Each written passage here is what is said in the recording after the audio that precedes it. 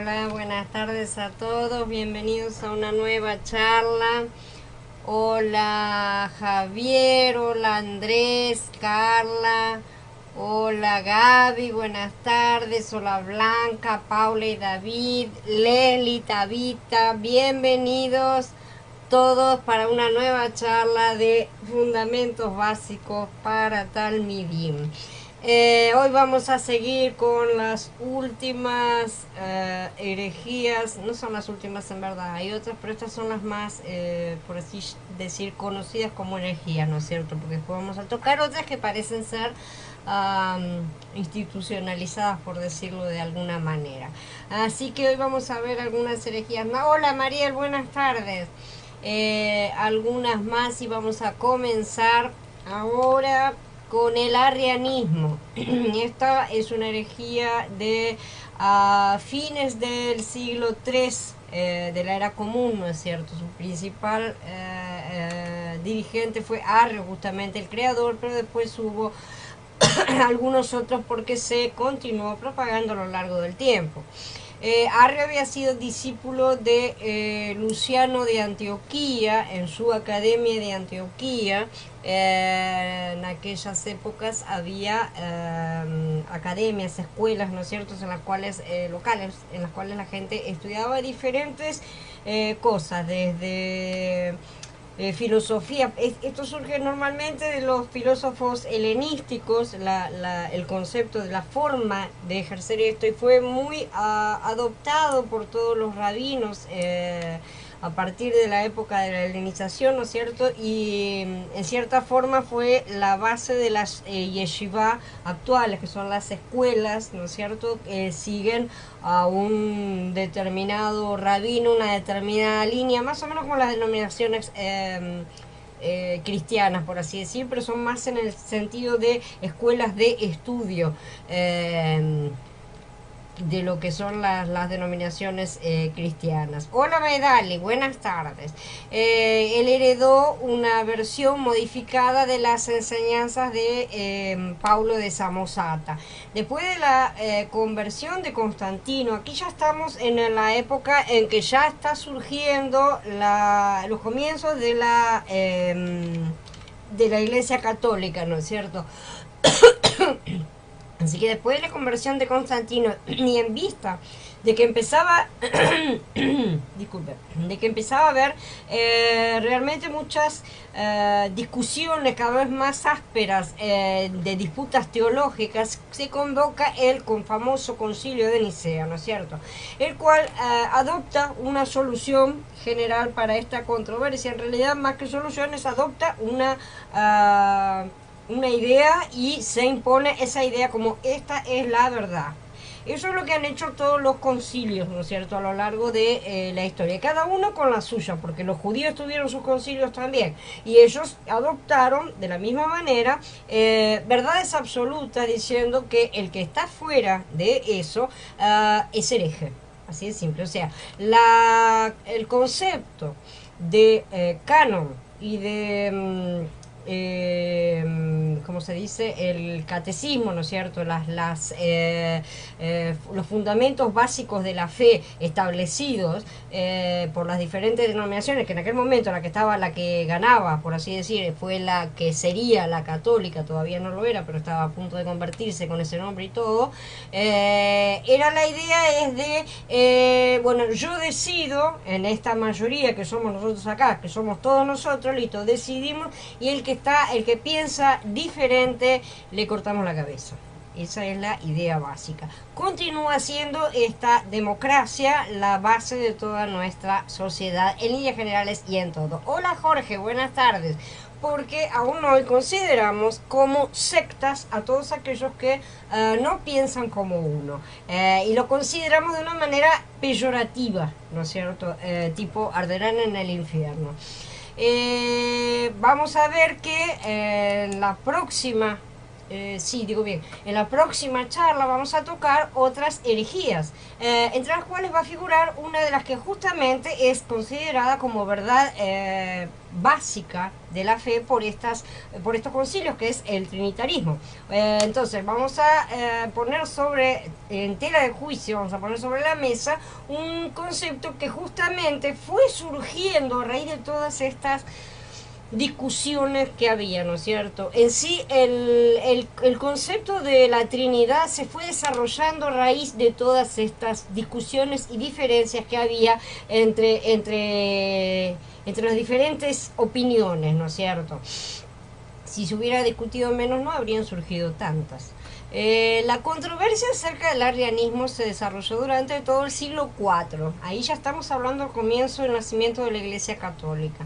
Incumbió a muchos miembros de la Iglesia, desde simples creyentes, sacerdotes, monjes también, y vamos subiendo, ¿no es cierto?, obispos, emperadores y miembros de la familia imperial, o sea, abarcó a todo el mundo. Realmente fue un momento histórico muy relevante, ¿no es cierto?, de Roma, ¿no es cierto? Los emperadores romanos Constancio II y Valente se convirtieron en arrianos, o por lo menos en semi-arrianos, que vamos a ver cuál es la leve diferencia que hay.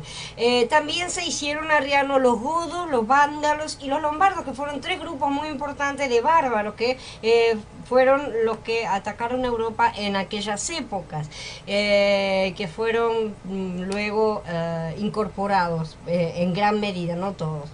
En torno al 325 más o menos, la controversia se había vuelto muy significativa, muy importante. Ya estaba, el ambiente estaba muy caldeado y el emperador Constantino convocó al primer concilio de Nicea, ¿no es cierto? Y que finalmente condenó la doctrina de Arrio y formuló el credo de Nicea original, ¿sí? El primero.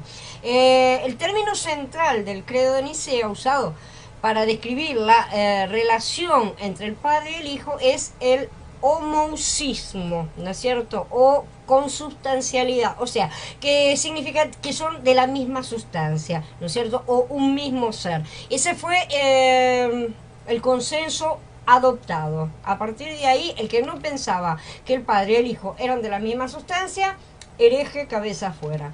Entonces esa fue la resolución a la cual se llegó aquí. El foco del concilio de Nicea fue la naturaleza del Hijo de Elohim, porque estamos hablando de todas las peleas que ya hemos estado estudiando, las cosas que discutían, ¿no es cierto? Algunos lo negaban como que hubiera venido en carne, otros negaban que hubiera venido, que hubiera tenido divinidad, ¿no es cierto? Entonces, o negaban una parte, negaban la otra, siempre había controversias. Entonces, la naturaleza del Hijo y su relación exacta con el Padre, ¿sí? Si los dos eran Dios, si los dos eran Elohim, si no lo eran, todas esas cosas. Arrio enseñó que Mashiach era divino, o sea, sagrado, y que fue enviado a la tierra para la salvación de la humanidad, pero que Yahshua HaMashiach no era igual a Elohim Padre, el infinito, en el escalafón, y que Elohim Padre, el Hijo de Elohim, no eran iguales al Ruach HaKodesh, que sería, según el concilio de Nicea, el poder de Elohim Padre, ¿no es cierto? En el arrianismo, todas estas cosas son complicadas, ¿no es cierto?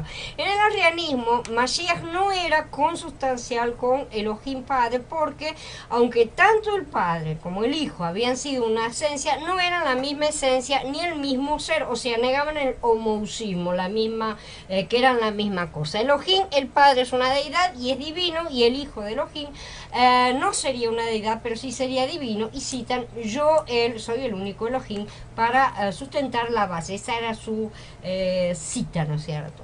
De acuerdo con la enseñanza de Arrio, el Logos preexistente que se encarnó en Yahshua HaMashiach fue un ser creado. Solo el Hijo fue directamente creado y empezado por Elohim Padre antes de las eras. ¿Sí? Era un ser creado, pero en una esencia o sustancia distinta, aunque similar a la del creador, ¿no es cierto? Sus oponentes argumentaban que esto podía hacer parecer a Yahshua menos que Elohim, y esto era herético. Eso es lo que decían los católicos, ¿no es cierto? Gran parte de la distinción entre las distintas facciones era sobre la base de que Mashiach dijo en el Berihadashah, lo que él dijo para expresar su sumisión al Padre, ¿no es cierto? El tema teológico para esta sumisión es kenosis, la palabra utilizada en los originales griegos. En Filipenses 2 dice Shaul, existiendo en forma divina, él no consideró la usurpación de ser igual a Elohim, sino que se despojó a sí mismo, tomando forma de siervo, haciéndose semejante a los hombres y hallándose en condición de hombre. Entonces utilizaban estos pasukim. Entonces enseñaban básicamente que Mashiach es de naturaleza distinta, o sea, no ese homousismo, sino anomoios, ¿no es cierto? Y de acá surgen toda una serie de subdivisiones también con estos nombres raros, ¿no es cierto? Son nombres griegos, obviamente, nombres raros para nosotros, que en esa época no lo eran. Entonces una naturaleza diferente a la del Padre. Afirma que Yeshua fue creado por Elohim Padre y está subordinado, por lo tanto, a él. Los arrianos negaban la doctrina católica de la Trinidad, obviamente, de esta manera la están negando, ¿no es cierto? La cristología arriana, o sea, el estudio de todo lo que simbolizaba al Cristo, sostiene que el Hijo de Elohim no existió siempre, sino que fue creado por Elohim Padre.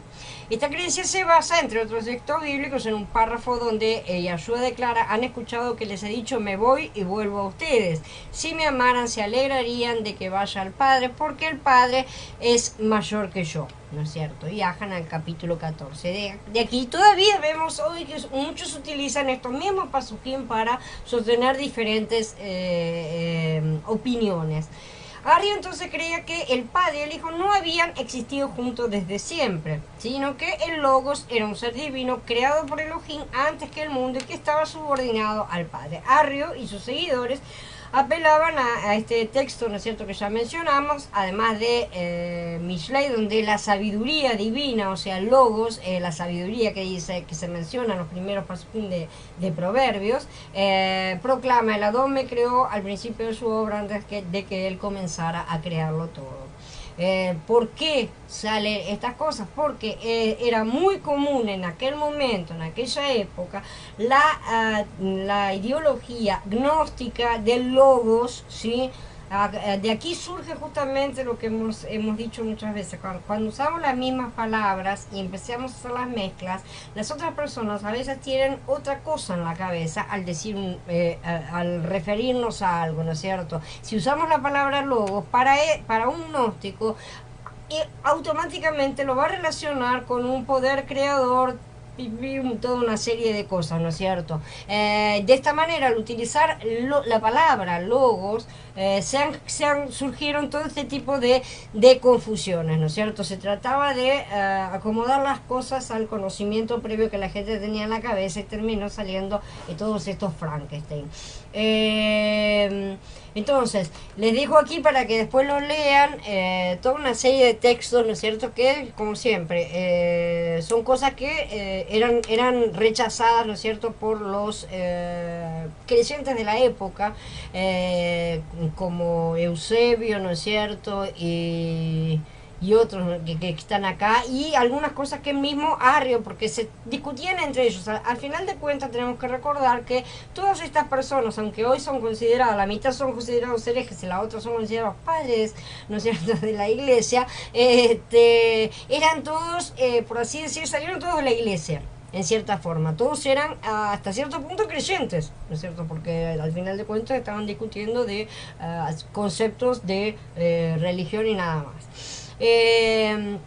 Por ejemplo, Arrio escribe una carta a Eusebio en la cual le dice: algunos de ellos dicen que el Hijo es una erupción, otros que es una producción, otros que no tiene comienzo, ¿no es cierto? Todas estas cosas eran de gran discusión en aquella época y no lo son menos hoy por hoy para muchos, ¿no es cierto? A pesar de que hay muchas cosas que son más importantes que tratar de entender lo que no nos ha sido del todo explicado, porque a final de cuentas, si él hubiera querido que entendiéramos 100% de estas cosas para que no tuviéramos ningún tipo de duda, lo habría explicado cabalmente, ¿no es cierto? Habría mandado un tratado tratado de teología, habría mandado algún profeta para estudiar, para escribir completamente un tratado de teología con sus propias pautas, ¿no es cierto?, para que no hubiera problema. Sin embargo, es que no es relevante que nosotros, en la condición en la que estamos, tratemos de comprender la sustancia de nuestro Creador.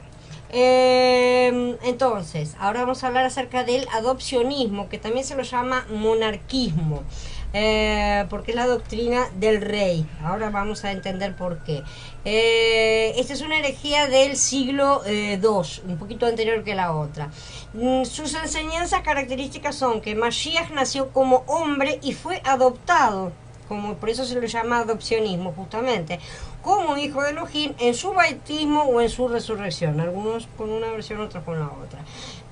Había al menos dos concepciones más o menos similares, que no eran necesariamente excluyentes entre sí, ¿no es cierto?, de las cuales puede emanar esta idea. En el pensamiento judío, el Mesías es un ser humano elegido por Elohim para llevar a cabo su obra espectacular, ¿no es cierto?, su obra de mesiánica, ¿no es cierto?, tomar a los hebreos, rescatarlos de la opresión y llevar el reino de los cielos a la tierra, trayendo paz y prosperidad. Este es el concepto judío muy simplificado, obviamente. En este sentido, el Mesías no es el hijo de Elohim tal como lo considera el cristianismo. Y de acá sabemos que surgen todas las ideas actuales de la mayoría de los grupos mesiánicos de origen judío.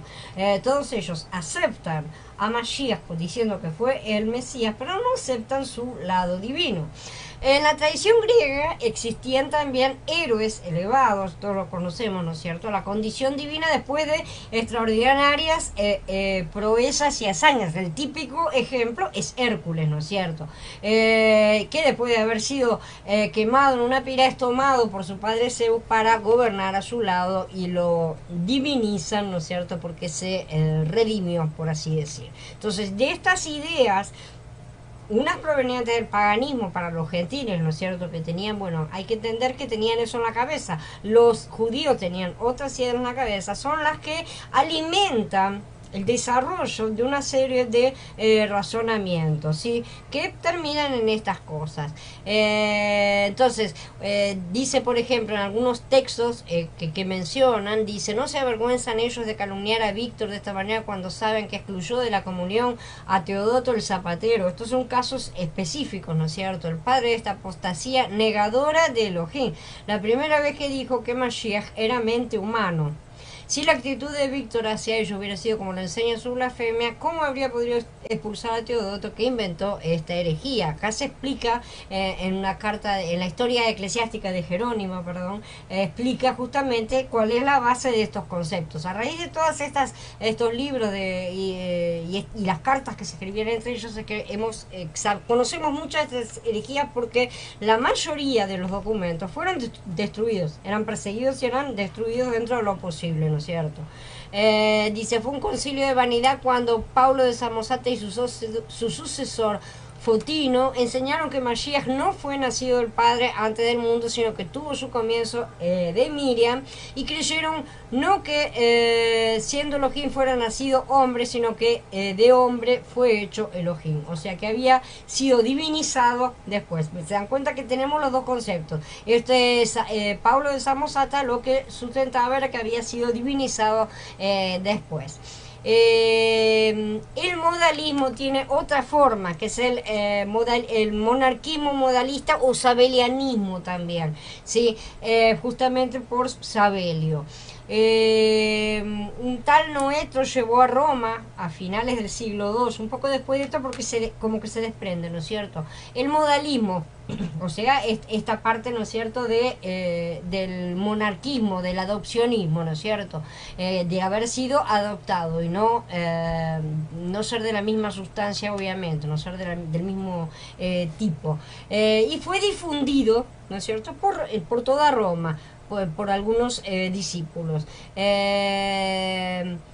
algunos inclusive se empezaron, estas herejías estaban tan metidas en todas partes, cada uno, era mucho el caos que había, tenemos que entender eso. Esto es más o menos como la época de los jueces, ¿sí? Cada uno hacía lo que bien le parecía, pensaban y razonaban y sacaban sus propias conclusiones. Hay un Hipólito de Roma que acusa a Calixto de Roma, ¿no es cierto? Se acusaban entre ellos todo el tiempo de ser esto o de ser aquella cosa. Tomaban estas actitudes como si fueran propias. Es la misma confusión en la que estamos viviendo hoy, lamentablemente. Sabelio llevó todo esto a la parte norte de África, Egipto, ¿sí? Los pentecostales del nombre, que es una denominación actual, está en la actualidad, existe, a diferencia de la posición de Sabelio, creen que en el Tanaj Elohim se manifestó como padre, en el Berit Hadashat durante su encarnación se manifestó como hijo, y desde Pentecostés en adelante se manifestó como Ruach HaKodesh, o sea que todos los tres son uno solo. En sí son monoteístas, por eso es que los unifican a los tres en uno solo, en una sola persona. Es un mismo Elohim, una misma entidad que se revela de tres maneras diferentes o manifestaciones. Se destruye, aquí sí, de esta manera, la distinción entre las tres, tengo que usar la palabra personas, que es tan tristemente relacionada a la Trinidad, es que a veces nos cuesta encontrar ciertos términos, ¿no es cierto? Pero no lo digo en el mismo sentido que lo dicen los católicos con la Trinidad, sino de tres partes, ¿no es cierto? Tres entidades. Solamente para ellos había una única persona que a veces actuaba como padre, a veces como hijo y a veces como espíritu, ¿no es cierto? Esa era la cosa, pero siempre era la misma, absolutamente, ¿sí? Por completo siempre la misma en cada una de esas manifestaciones. Praxias sostenía que Yeshua es el Elohim único que fue manifestado en carne a fin de traer salvación a la humanidad, y afirmaba que el único Elohim es el Padre y los dos son uno, ¿sí? Este es el principio del actual unicismo que vamos a ver un poco más adelante. El monarquismo modalista se llamó también patripacianismo, sobre la base de que fue el Padre el que murió en el madero, o sea, el padre había sido crucificado porque al final de cuentas todos eran uno, ¿sí? Entonces por eso era el padre. Tertuliano denunció que los modalistas distinguían siempre una sola persona. Tertuliano también fue uno de los que los denunció en sus escritos. Para ellos el padre es el Ruach y es Mashiach, todo en uno, ¿no es cierto? El hijo es el hombre, o sea, Yahshua, todos en uno. Así, ¿no es cierto? La palabra modalismo se utiliza justamente porque define lo que ellos dicen, ¿no es cierto? Que se manifiesta de tres modos diferentes. Decían, por ejemplo, que el Padre descendió a la Virgen, ¿sí? Nació de ella y sufrió, y él fue en realidad Yahshua, es el mismo Dios. Es el principio básico del cual va a surgir más adelante el concepto del unicismo que conocemos hoy, que hay unos cuantos que andan en la red también. O sea, es otro concepto que también se manifiesta en la actualidad.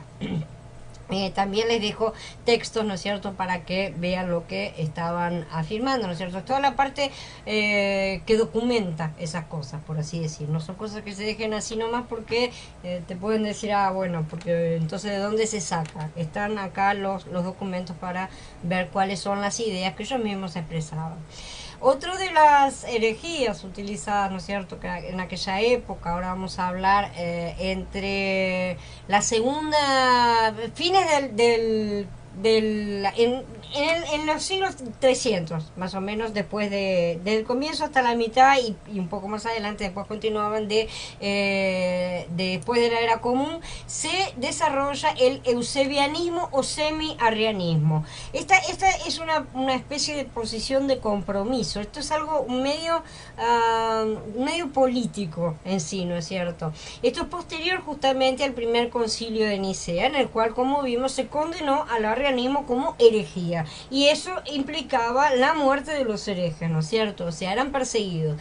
Muchos creyentes muchos creyentes de esa época asumieron un punto de vista intermedio, porque no estaban de acuerdo con lo que se ponía como de manera dictatorial en esos concilios, pero no estaban tampoco de acuerdo con lo que decía Arrio, entonces no querían estar ni de un lado ni del otro, ¿no es cierto?, por así decir. Entonces surge el semi-arrianismo.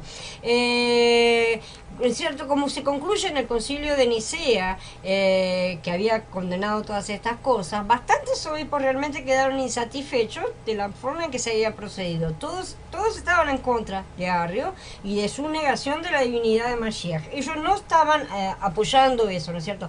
Pero a la mayoría les disgustaba esa expresión homoousios, o sea, el consustancialismo, de donde va a salir la doctrina de la transustanciación más adelante. Van a surgir un montón de cosas de todo esto, ¿sí? Que había sido aprobada en el concilio e incluida como símbolo de fe, ¿no es cierto? Tenían que repetirlo en el credo y tenían que proclamarlo, por así decirlo, ¿no es cierto? Tenían que asumiéndolo. Y ellos tenían miedo que pudiera ser interpretada en un sentido sabeliano, justamente de lo que acabamos de mencionar, en el que todos son lo mismo, ¿no es cierto?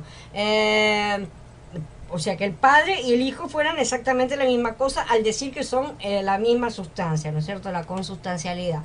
Y que no hicieran distinción entre uno y otro. Así que acá comienzan a surgir los problemas acerca de imponer una visión de forma autoritaria y parcial, ¿no es cierto? Así que bajo este vocablo, esta palabra, ¿no es cierto?, el semi-arrianismo, se hace referencia no a una nueva doctrina ni a una herejía concreta, sino estamos viendo, es una posición, ¿sí?, que mantenían ciertas personas, una posición un tanto ambigua, un poco difusa, pero no estaban de acuerdo ni con un extremo ni con el otro. Esa es la verdad. Y esto es lo que comienza a surgir siempre cuando tenemos este tipo de posición en la cual se obliga a tener una decisión con la cual no estamos del todo de acuerdo, pero si no nos cortan la cabeza, ¿no es cierto? Entonces esa es la cosa.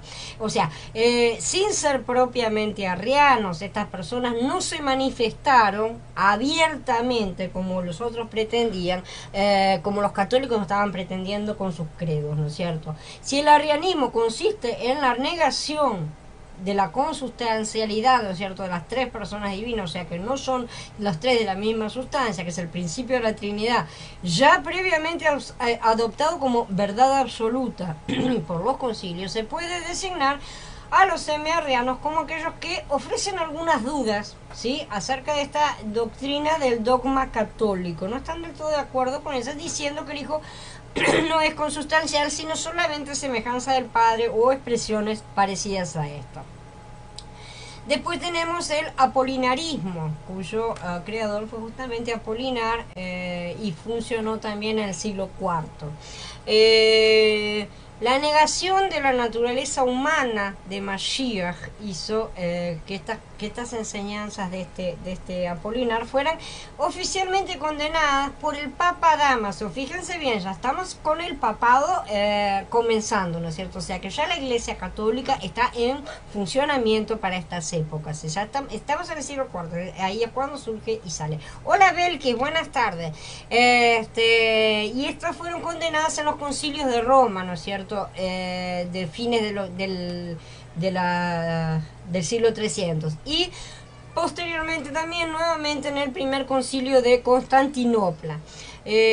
Así que a fines del 300, en 388, sus seguidores fueron condenados al destierro por el emperador Teodosio. Hubo comunidades apolinaristas en Constantinopla y en Siria. La mayoría de estos todavía no eran tan perseguidos como para cortarles la cabeza, lo serían un poco más adelante.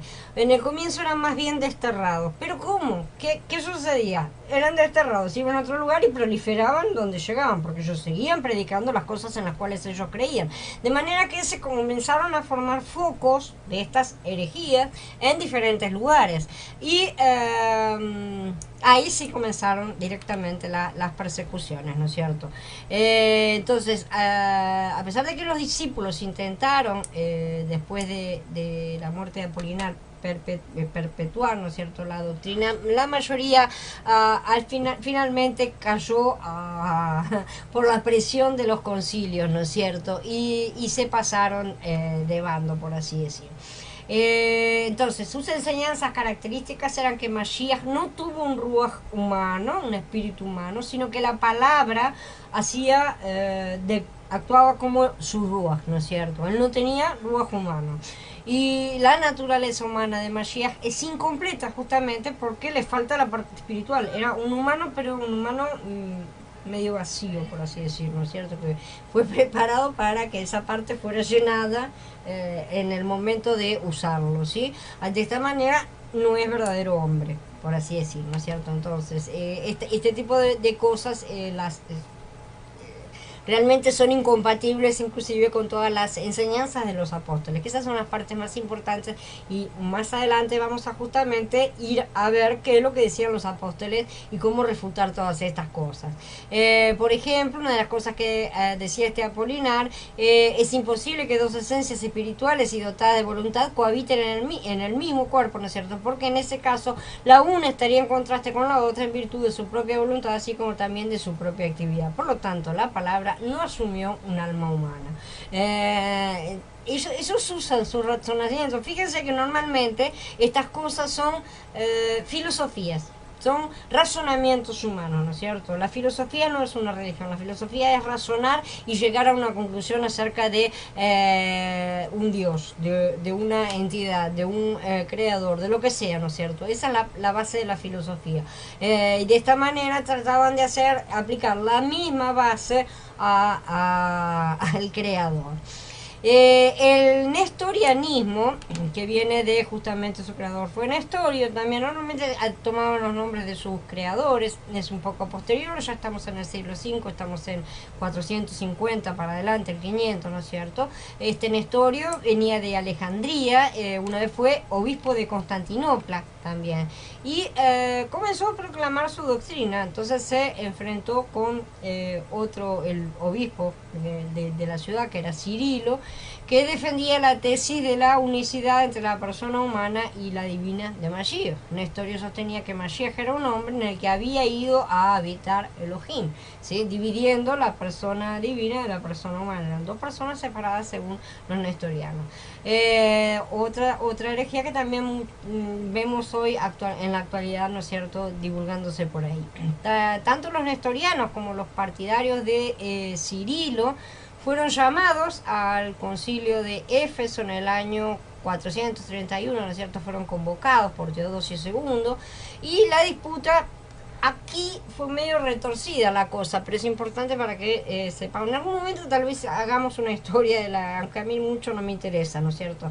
Porque son todas, la historia de la iglesia habla de, como ya les digo, las imposiciones de unos sobre otros, y muchas de ellas están equivocadas, por lo tanto no son relevantes. Pero aquí centraron la disputa en torno a Miriam, o sea María en realidad, según ellos, ¿no es cierto?, si podía recibir el título de Cristotocos, o sea, madre de Mashiach, es decir, de madre humana, ¿no es cierto?, que es lo que Miriam fue realmente, como defendían los nestorianos. Fíjense que los nestorianos estaban defendiendo esto, o si además podía recibir el título de Teotocos, o sea, madre de Dios, ¿sí? O sea, en este caso también madre del Logos divino, como defendían los partidarios de Cirilo, y que finalmente se adoptó como verdad absoluta la doctrina propuesta por Cirilo, y tenemos a la Madre de Dios, ¿no es cierto? Y se le concedió justamente a la pobre, a María en realidad, ¿no es cierto?, no a Miriam, el título de Madre de Dios, y los nestorianos o difisitas fueron condenados como herejes. Como vemos, no fueron en este concilio, no fue tratado el otro tema, sino por este lado.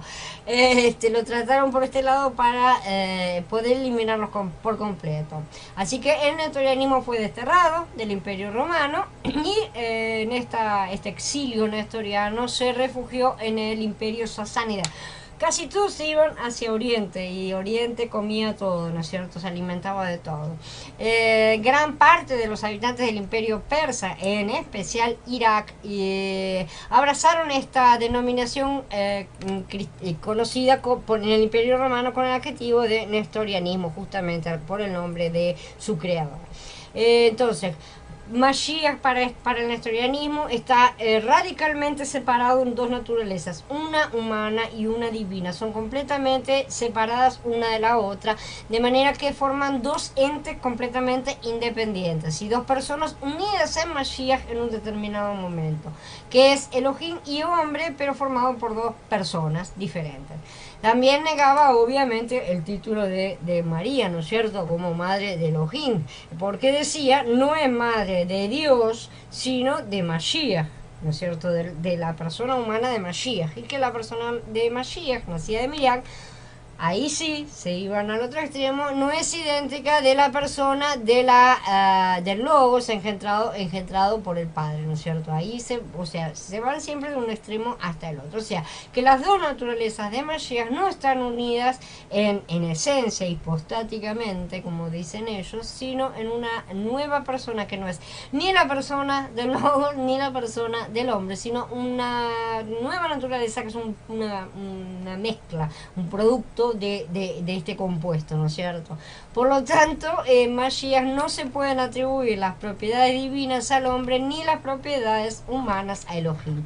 Como vamos a ver un poco más adelante, por ahora estamos presentando todos estos errores y la manera más rápida que consigo hacerlo es simplificada.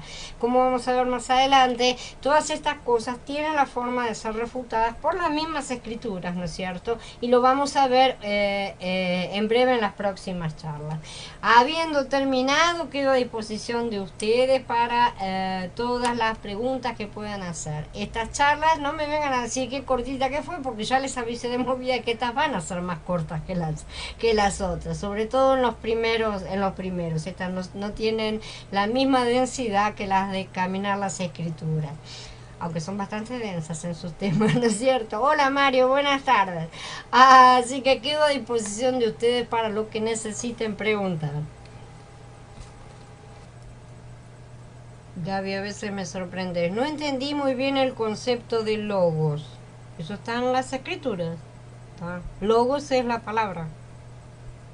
¿Quién es el logo? ¿Qué dice Yahanan?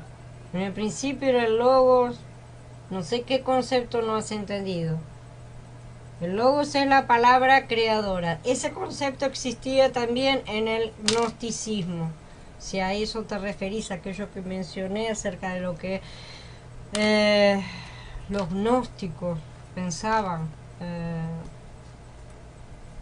piensan hacer. O sea, cuando una persona tiene un concepto determinado de una cosa, es lo primero que le viene a la cabeza cuando se menciona esa misma palabra.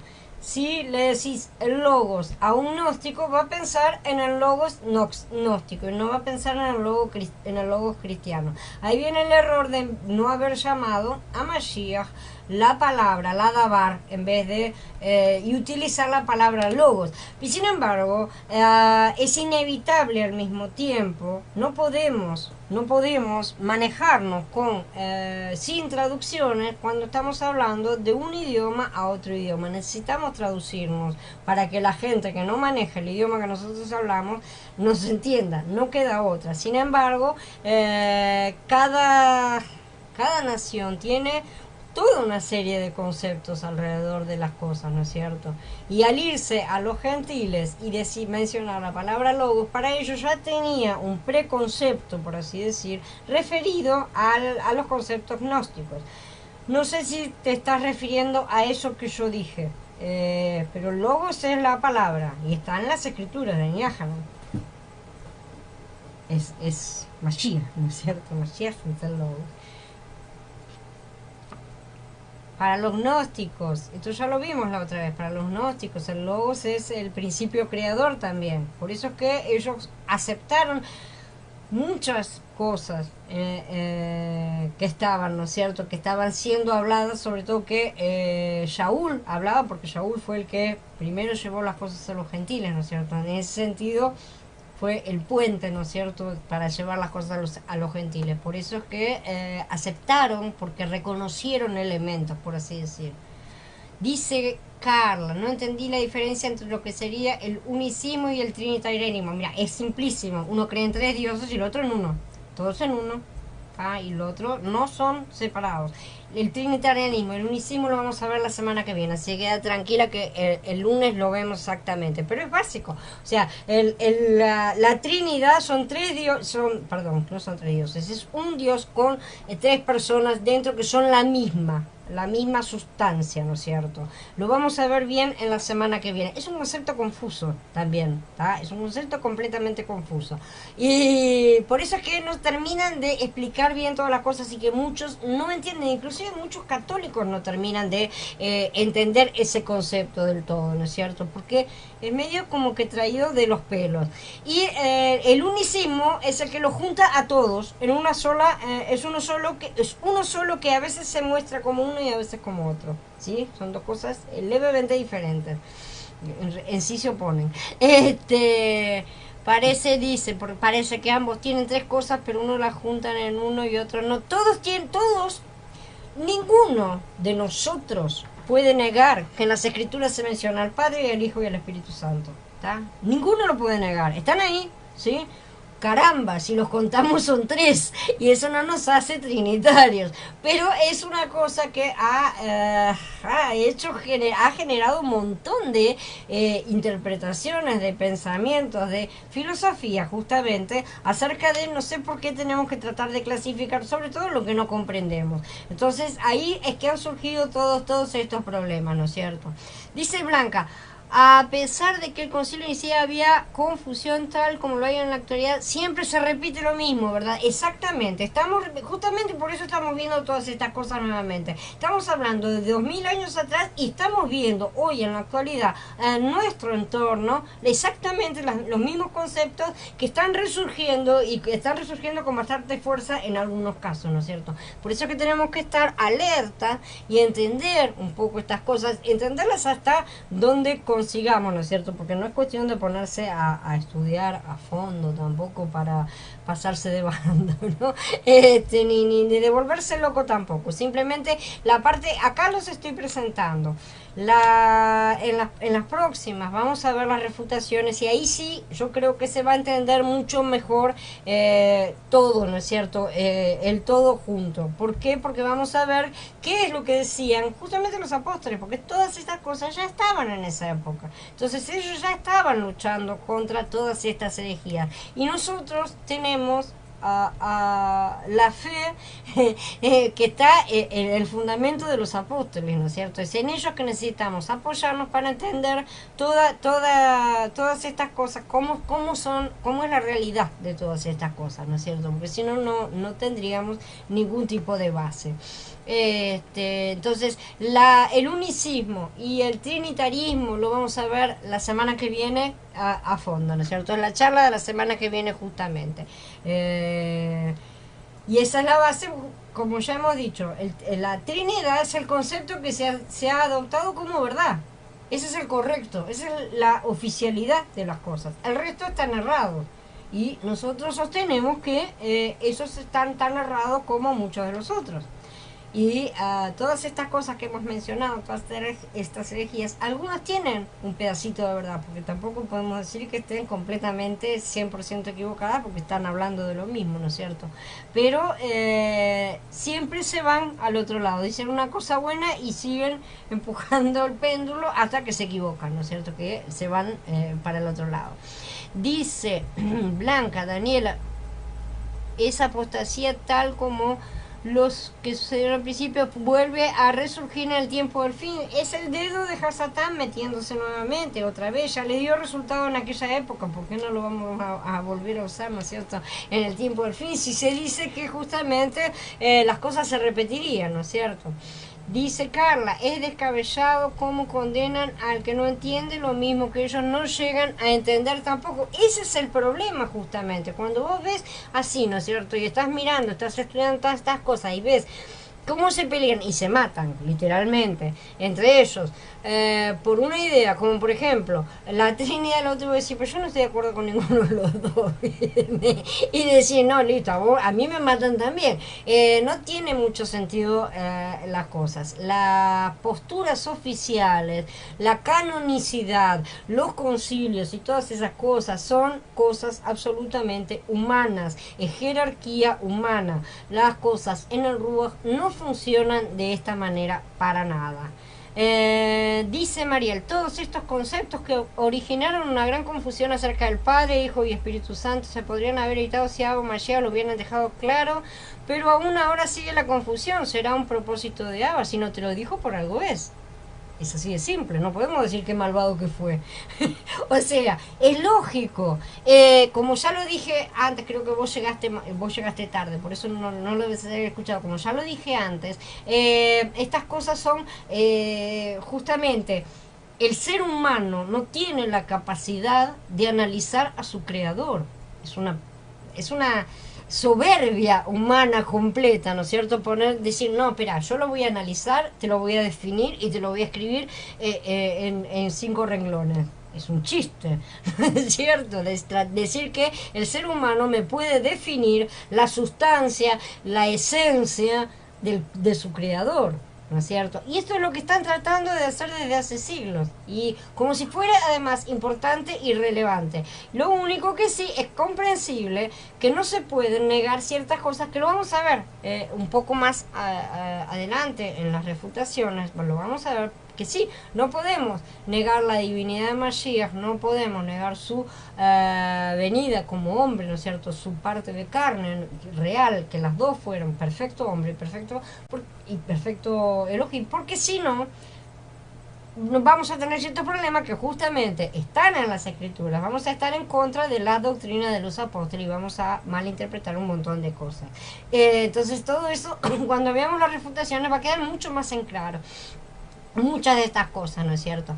Dice Andrés, la filosofía corrompió fuertemente las enseñanzas apostólicas. En general, la filosofía, lo que corrompe es todo en sí, porque la filosofía enseña a hacer razonamientos mentales y elucubraciones, ¿no es cierto? Levantar teorías, no importa si son verdaderas o no, como la de Darwin, ¿no es cierto? Como el Big Bang, no interesa si son verdaderas o no, basta que nos pongamos a filosofar, nos pongamos a analizar.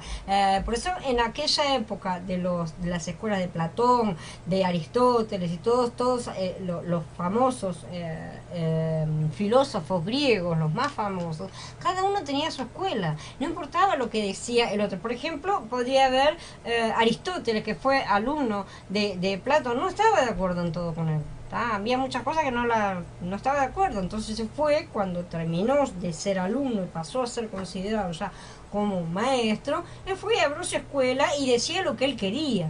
Cada maestrito con su librito. Y es más o menos lo que sucede hoy, pero no es correcto. O sea, no es correcto porque tenemos un librito, ya tenemos nuestro manual, no podemos apartarnos del manual.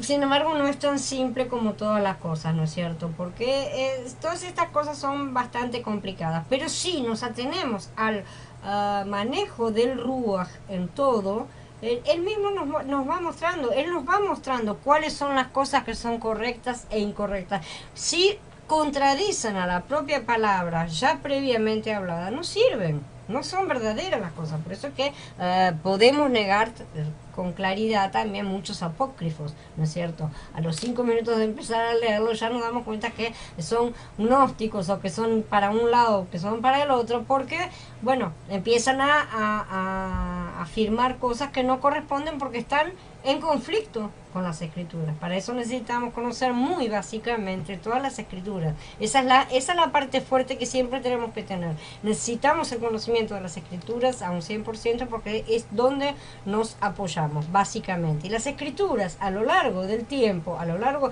que se han ido agregando, ¿no es cierto? Por ejemplo, los judíos sabemos que no aceptan para nada el Brit Hadashah, ¿no es cierto? No lo consideran canónico, por utilizar la palabra que oficializa, ¿no es cierto?, los libros. No los aceptan, los cristianos, los creyentes los aceptamos, ¿no es cierto?, porque sí están justamente reforzando absolutamente todo lo de los escritos del Tanakh, todas las antiguas escrituras, ¿no es cierto? No están negando absolutamente nada y al contrario las están confirmando y cumpliendo. Cuando se pueden ver esas cosas, esos libros pueden ser aceptados. Los que enseñan doctrinas extrañas en el medio, entonces ahí sí hay conflicto con ciertos libros.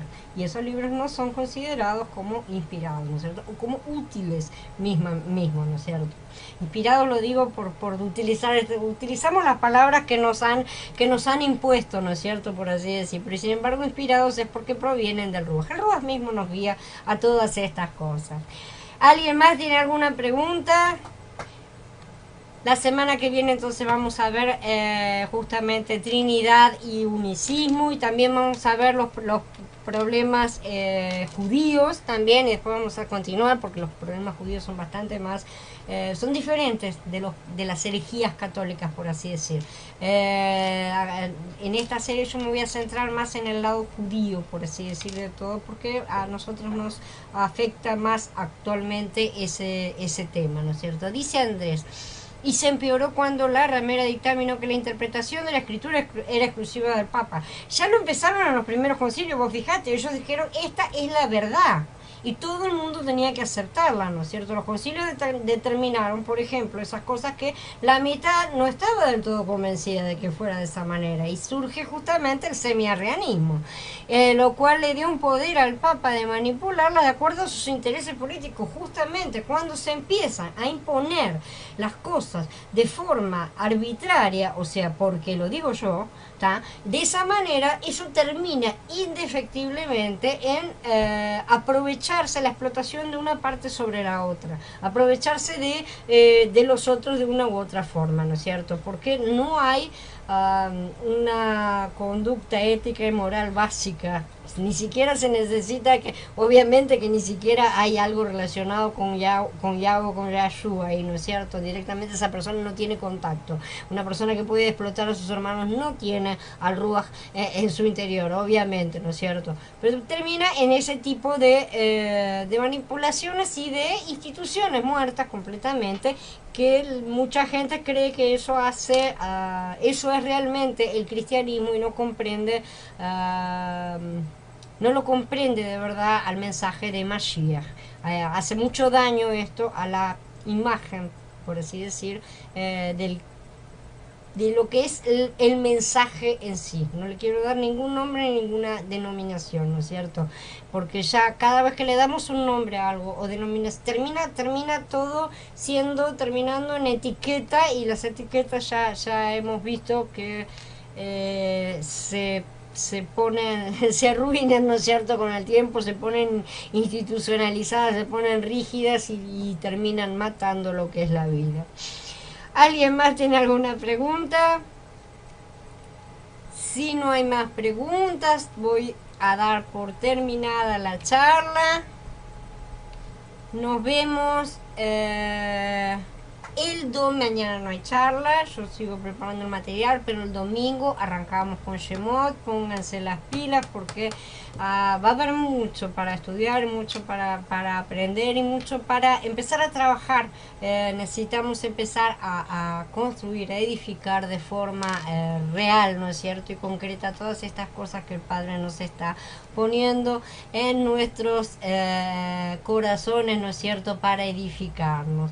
Agradezcámosle que nos dio la oportunidad de reunirnos una vez más, que nos está enseñando todas estas cosas para capacitarnos, para edificar su casa.